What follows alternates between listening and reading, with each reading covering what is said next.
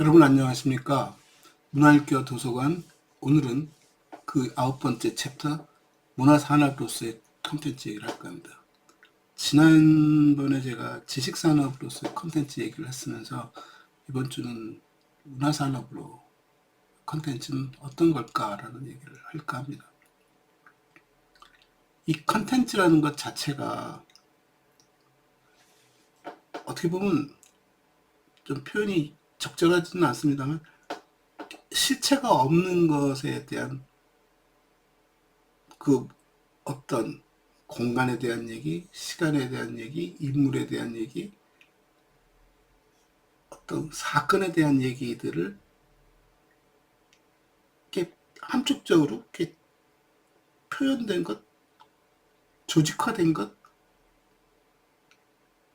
그것이 이제 어떤 형식으로 드러나느냐에 따라서 굉장히 다양하게 표현되어지는 것인데, 그 대부분은 우리가 알고 있는 알미라는 얘기, 지식이라는 얘기, 물론 여기서 말하는 지식은 우리가 알고 있는 지식보다 훨씬 그 광의의 개념으로 우리가 알고 있는 모든 것을 다 지식이라고 소화한다면 컨텐츠는 그것의 어떤 집성체, 집합체라고 볼 수 있습니다. 그게 하나의 어떤 형상물로 표현되기도 하고 하나의 얘기로 표현되기도 하고 하나의 우리의 습관, 풍습으로 나타나기도 하고 굉장히 다양한 형상으로 표현되어지는 것을 우리가 컨텐츠라고 말하는데, 그러다 보니까 이게 이제 지식체, 지식 산업의 한 부분으로 우리가 컨텐츠를 다루었다면, 다른 시각에서 본다면 이건 우리의 삶에 대한 얘기이고 우리 문화에 대한 얘기를 하는 것이 아닐까?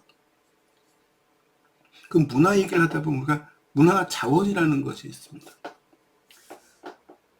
어떻게 보면 문화 자원하고 컨텐츠는 비슷한 의미일 수도 있고, 어떻게 보면 문화 자원이 훨씬 더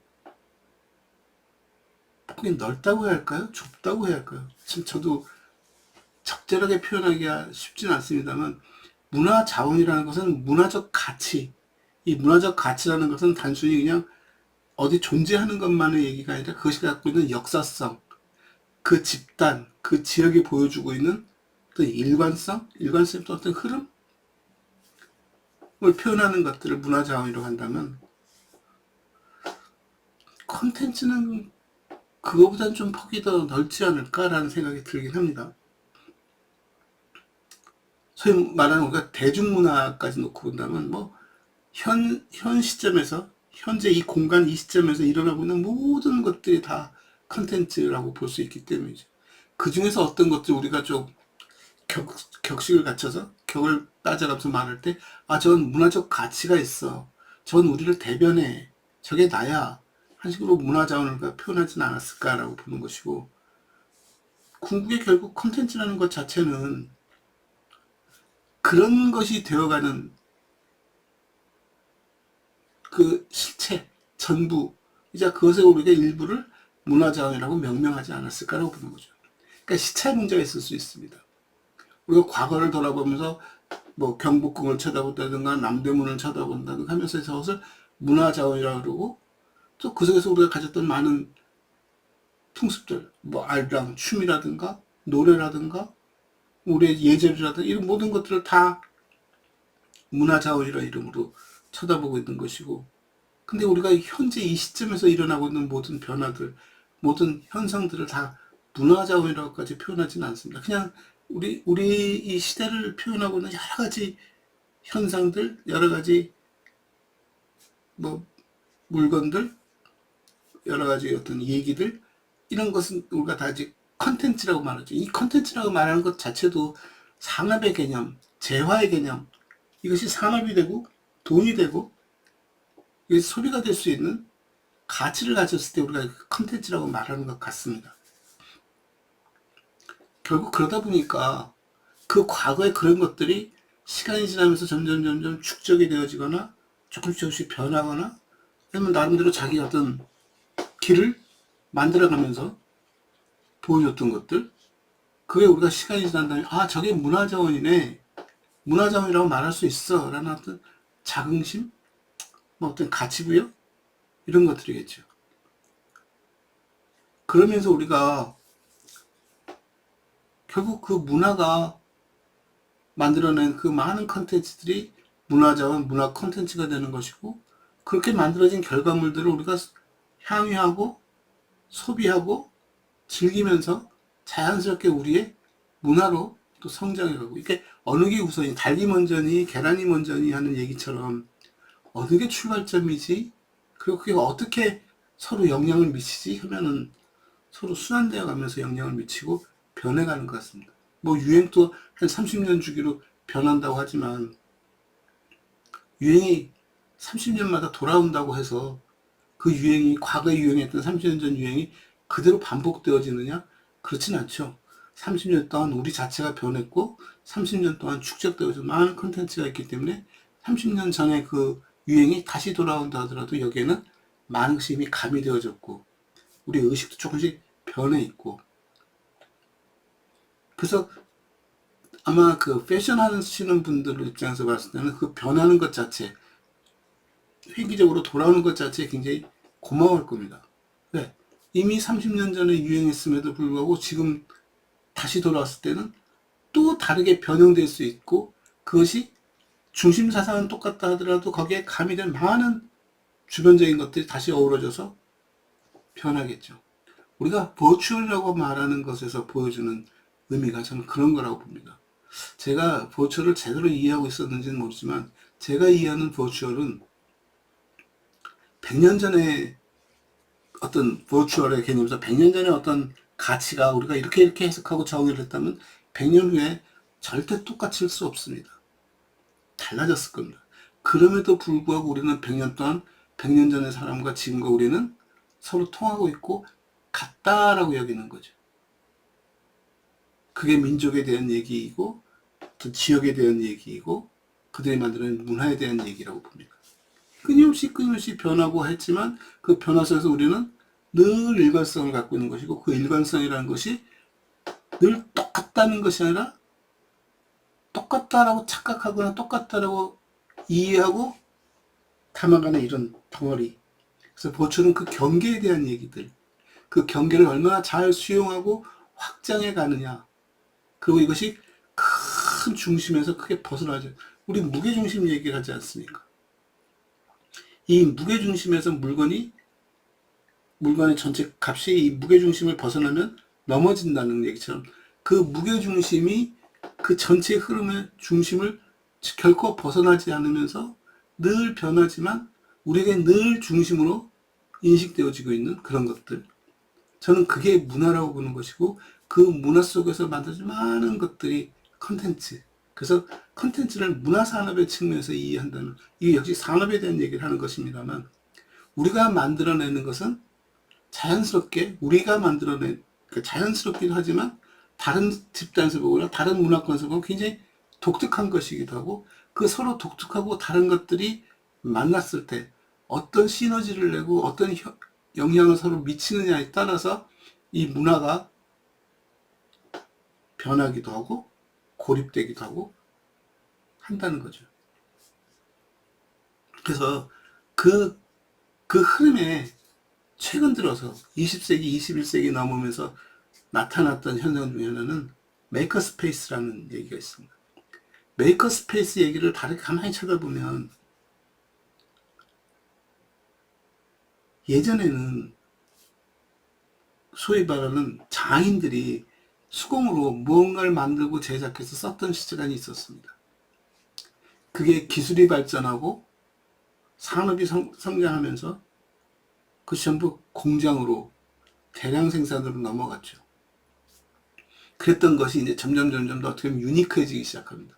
자기만을 드러내기 시작했고, 아마 그게 컨텐츠의 영향이라고 봅니다. 문화 컨텐츠들이 드러나면서 그 속에서 서로 차별성을 갖고, 한 솥안에 들어있는 것처럼 보이지만 가만히 들여다보면 속에서 전부 다 각기 다름을, 굉장히 다양성을 담보하고 있고, 그 다양하기 때문에 이것이 아름답게 빛나는 거죠.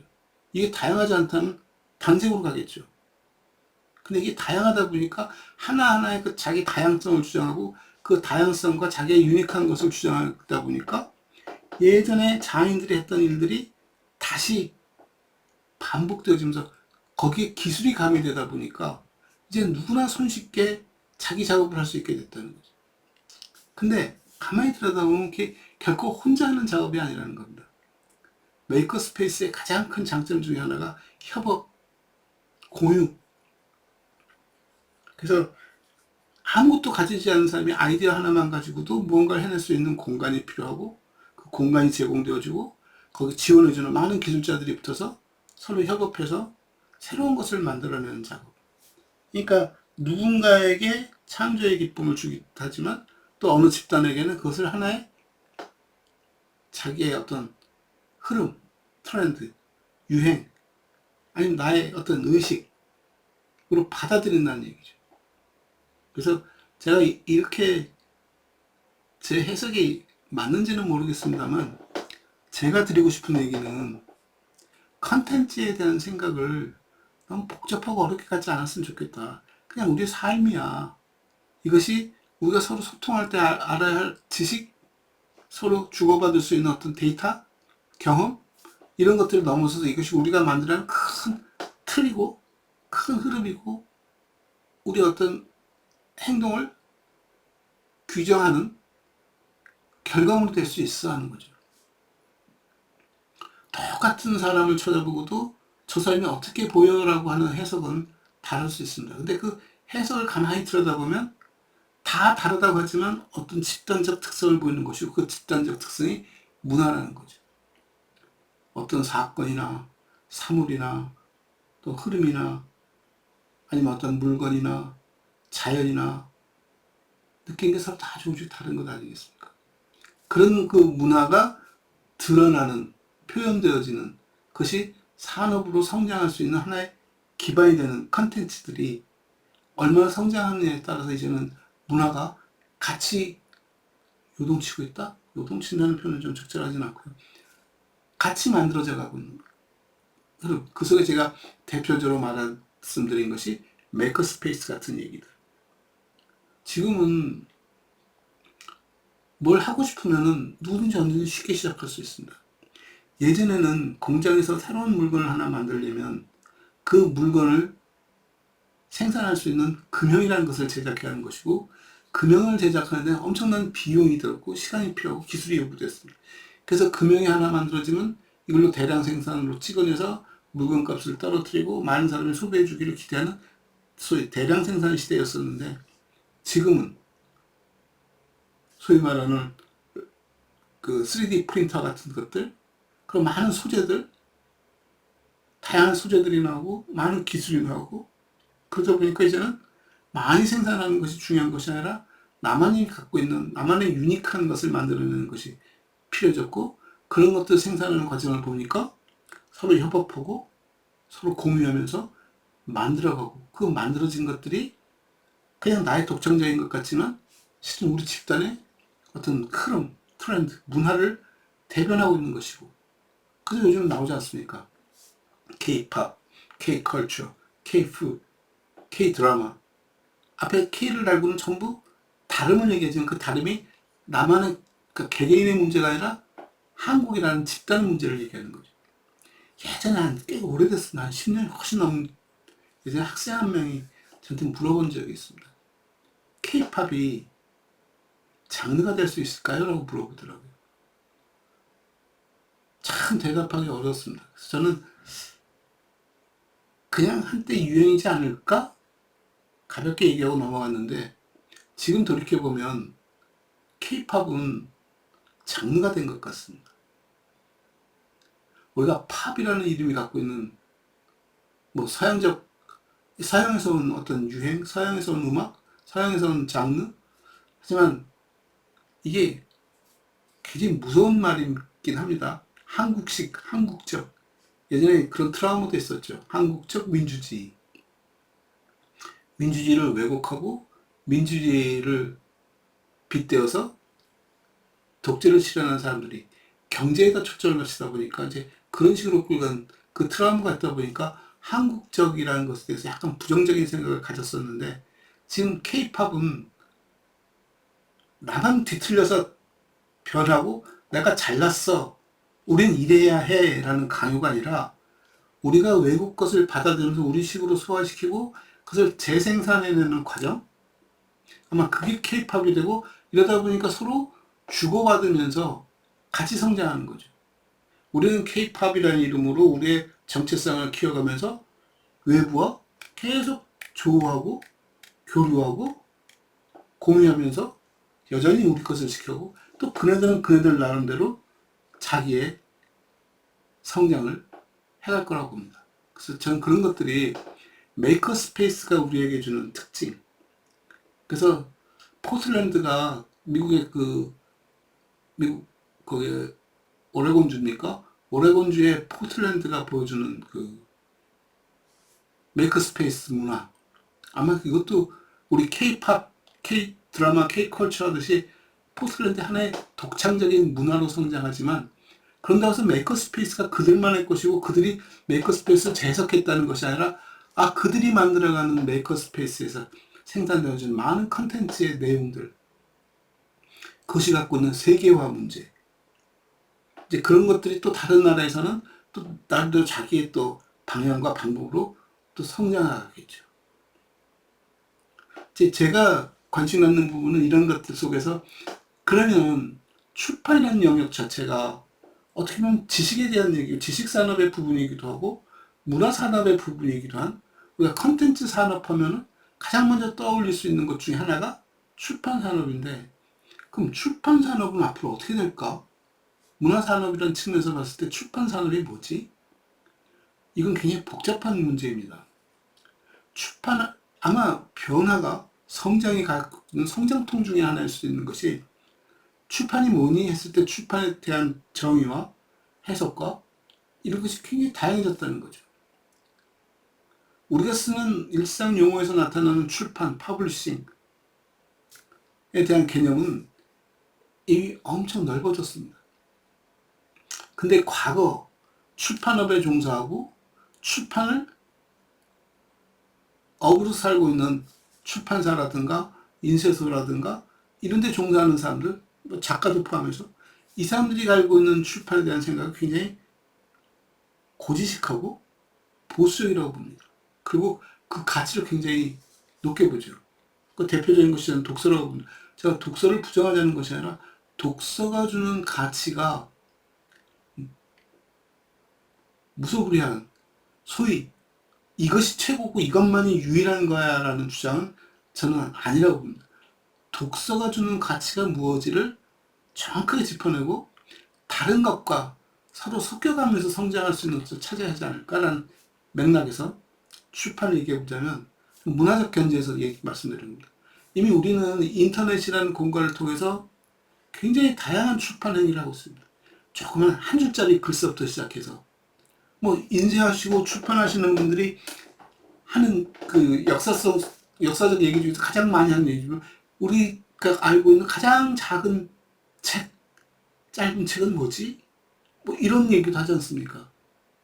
출판한 부분으로, 책의 요소로, 책이라는 이름으로 한 줄짜리, 두 줄짜리 얘기도 하는데, 그렇게 놓고 본다면 이미 인터넷 세상 속에서 우리가 SNS에서 펼치는 많은 내용들이 전부 다 출판물일 겁니다.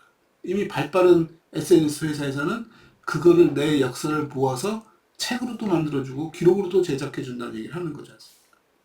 근데 결국 디지털 출판으로 넘어가면은 디지털이 갖고 있는 하이퍼텍스트 기능이 눈에 보이지 않게 전 세상을 하나로 묶어내고 있습니다. 그 묶어내는 방법 중에 AI도 들어가 있죠. 이 AI가 하는 건 AI가 중심이 돼서 많은 선을 연결해서 관련된 걸 처음으로 묶어내는 작업하는 것처럼, 이미 출판이라는 말에는 멀티미디어가 다 들어가 있습니다. 다양한 미디어가 들어가 있어요. 제가 오직했으면 멀티미디어는 존재하지 않는다. 멀티 펑션을 갖고 있는 멀티 펑셔널 싱글 미디어만 있다 할 정도로 이미 미디어에 대한 개념이 하나로 묻혀져 가는 느낌을 받죠.